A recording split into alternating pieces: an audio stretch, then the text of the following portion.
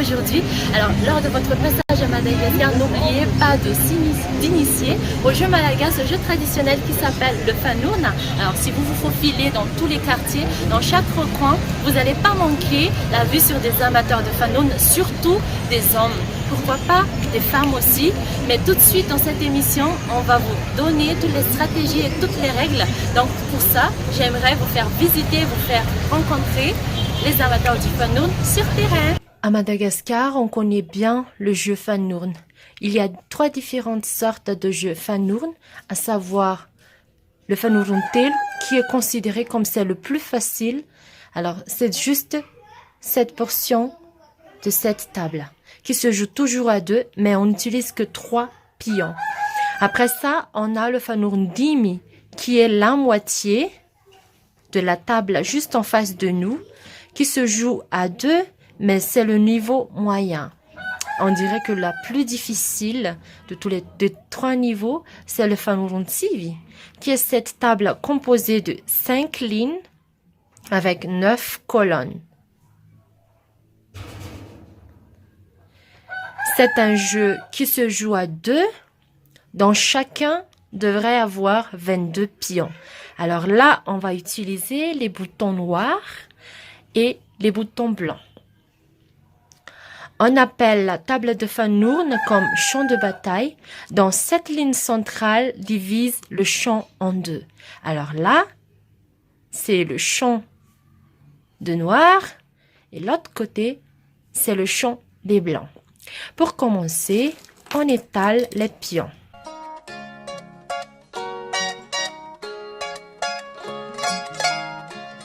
On répartit les 22 pions noirs dans toutes les cages. Et là, sur la ligne centrale, il faut laisser ce point-là au milieu qu'on appelle le Lakapanourn. On le laisse vide. Donc, à ma droite, je mets mes pions noirs et à ma gauche pour les 2 autres. Le moment, c'est le tour des blancs.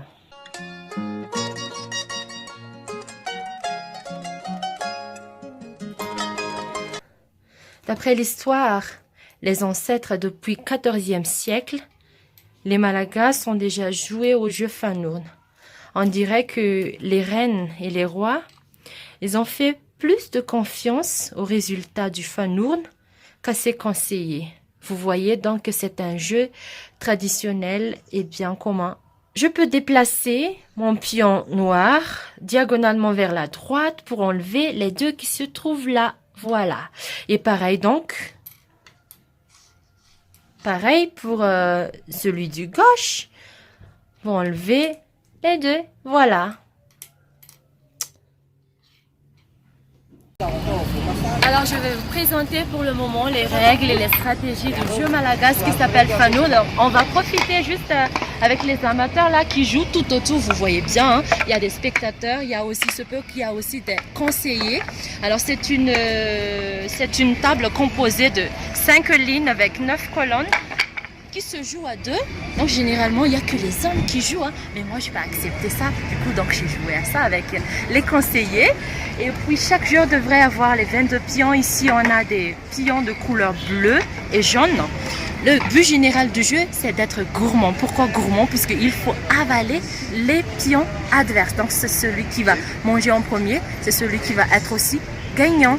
Alors, comme règle de base, pour commencer, on étale tous les pions. Puis après, il faut que au milieu, sur la ligne centrale, au milieu, ce qu'on appelle la Lakapanourn soit vide, soit disponible, puisque c'est là où on va commencer le jeu. On a 3 choix pour commencer. Alors, soit on se déplace diagonalement vers la gauche ou bien vers la droite, ou bien on fait bouger le pion juste verticalement comme ça. Donc ça c'est la règle générale. Mais après il faut bien observer comme c'est un jeu stratégique, très stratégique. Donc il faut que vous soyez très intelligent pour le faire. Mais ne vous inquiétez pas puisqu'il y aura toujours des conseillers qui vont vous guider, qui vont vous aider pendant le jeu. Donc le but c'est d'avaler au maximum les pions adverses.